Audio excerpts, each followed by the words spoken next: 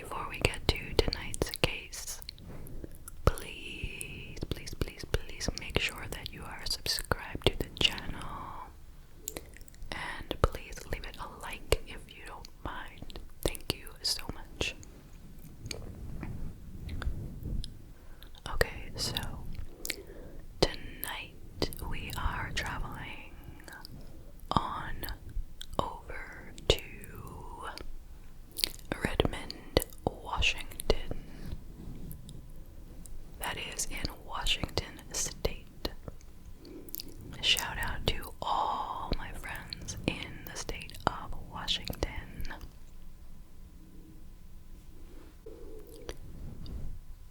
Redmond is a city which is 15 miles from Seattle, and it is best known as the home of Microsoft and Nintendo of America. Tonight's case took place on March 10th, 2023. So, very, very recent case. And this case involves 3 people. Their names are, I'm going to read these names and I apologize if I mispronounce them. Zore Sadeghi,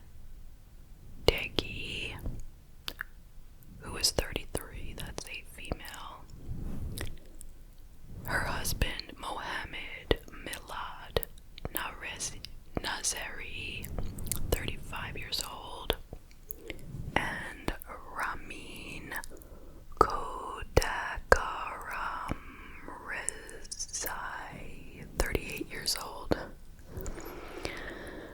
Okay, so I'm going to refer to them all by their first names because that will be the easiest for me. So it will be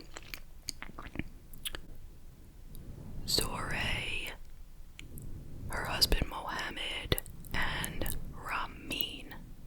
Okay. So let's start out talking about Zore. She was born in Iran and moved to the US in 2011. In the year 2023, she was a software engineer who had worked for Promontory Mortgage Path. She had studied at the University of Washington, Tacoma towards advanced graduate degrees. She was very interested in women's rights in Iran, as you could see on her Twitter account. And she had a podcast about work in the technology industry. And in addition to the podcast, she used an app called Clubhouse, which allowed her followers to talk with her and with each other in a chat room. Now let's talk about her 35-year-old husband, Mohammed, who was also originally from Iran. According to a blog he wrote, when he was growing up in Iran, he was ranked as the second best singer in Tehran in 2007. He studied at the Sharif University of Technology. He was a software engineer. He had worked for Google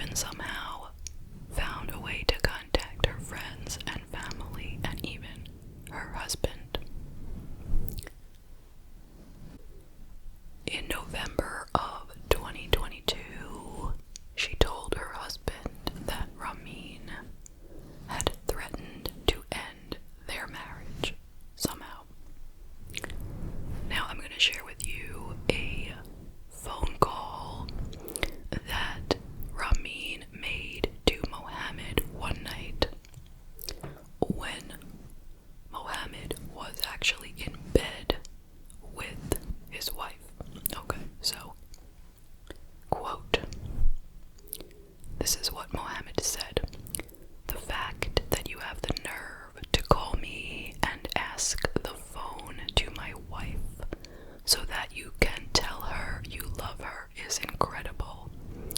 That you expect me to actually do it makes me incredulous. I don't know in what culture, where in the world that would be considered okay. Now, I also have a text exchange between these same two men, which is utterly shocking to me. So, this one happened in January of 2023, and here's how it goes. So, starting with Ramin, he says in the text, she doesn't pick up if I call. So he is actually texting the husband to complain that the wife is not taking his calls. Can you believe that? Okay, so Mohammed says, well, there you go. She is an adult. She can talk to whomever she wants. If she doesn't pick up, it means she doesn't want to talk to you. So Raman says, it's not like we never talked before. We had a long relationship. I have met her in person many times, and we had been talking for a long time. She can't suddenly change her mind. I'm sure it is because of you. So, that's shocking that he is saying, your wife won't talk to me and it's because of you. Okay. Moving on. Mohammed says, well, people change their minds. No one owes me a conversation just because they used to talk to me once. Raman says, well, I deserve to be heard. I have a lot to say. Even if she doesn't want to hear me, she owes me that much. Mohammed says, well, you said it yourself. You want to talk, she doesn't want to hear. I don't call that a conversation. I call that a monologue. You can always record your voice and send it over. I'm sure she can listen to it if she wants to. And Ramin says, well, I still deserve that much. Plus, I have been leaving her voice messages and messages. She doesn't read my messages and she doesn't react to my voice messages. Mohammed says, what can I say? She doesn't want to keep in touch. This is her choice, not mine. Certainly not yours. Is there anything else I can help with? So it seems that Mohammed is extremely patient. He is trying to reason with this man, which is a bit strange, but I'm not blaming him for anything. I do find it unusual how calm he was, but maybe he's just that kind of guy. Okay, so since the stalking began, Zoré had told him repeatedly to leave her alone.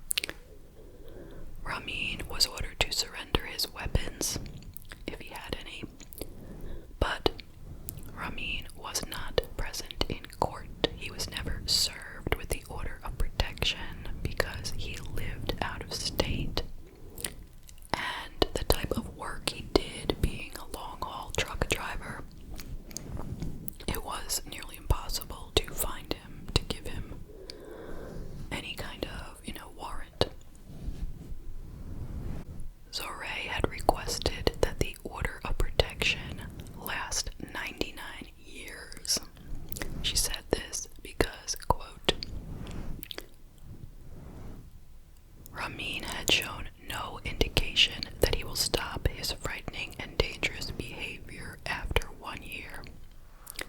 He has said many times that nothing short of his own death would make him leave me alone, so I would like the order to last as long as possible. She was able to show that on one day he had contacted her 82 times through an app. On another day, he had contacted her 100 times. His voicemails would include, quote, him crying and begging for me to pick up, him threatening to burn himself and the tree in front of my house, also telling me to either delete my Instagram account or make it public so he could see the content I post. She said that he would stay at inns in her neighborhood and park on the street. Quote, Mr. Kodak Ramrezai has bursts of anger and is completely delusional. These delusions make me fear for my life and the lives of my loved ones. Okay, so as I said, he didn't get the order of protection, he didn't get the arrest warrant, and he was basically missing. But he showed up on March 10th of 2023 at around 1:45 a.m. He broke into their house through a window. The first person he saw was Zore's mother.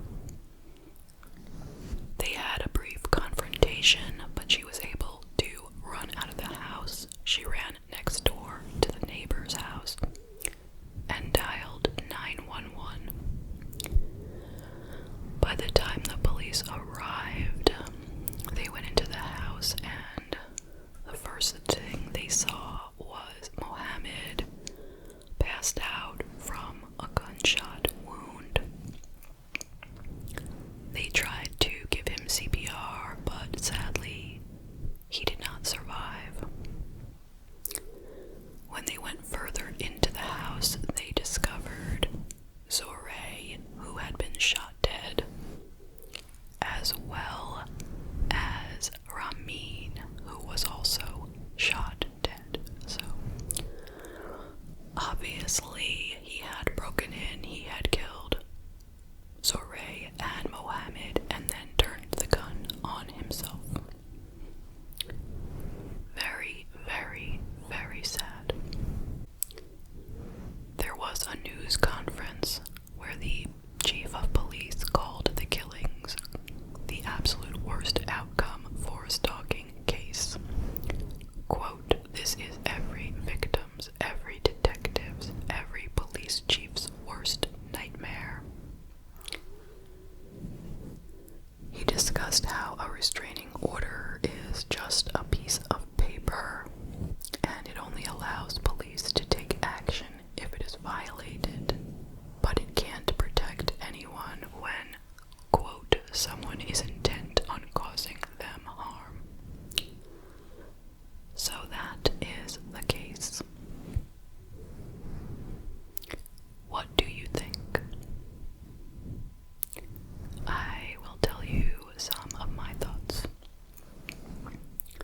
First of all, of course, my heart goes out to Zore, Mohammed, and their family and friends. What an awful, unnecessary tragedy. Not that any tragedy is necessary, but you know what I mean. So, could this have been prevented? I guess that's what everyone is wondering. And if so, how? I mean, that's a challenging question, it really is. Could the victims of this crime have done more to protect themselves? I wouldn't say so. And don't even suggest I'm blaming any victims here. I am absolutely not. I really don't see what more they could have done. They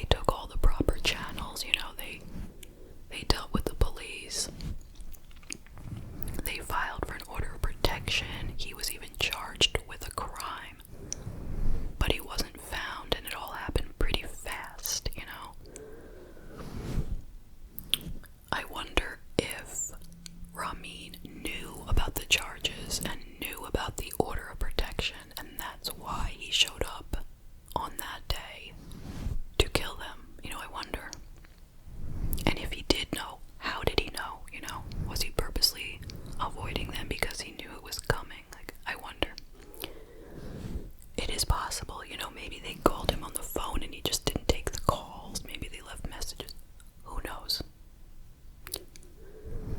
And did he go there intent on killing them? Was that the plan? We don't know. We're never going to really know. But probably.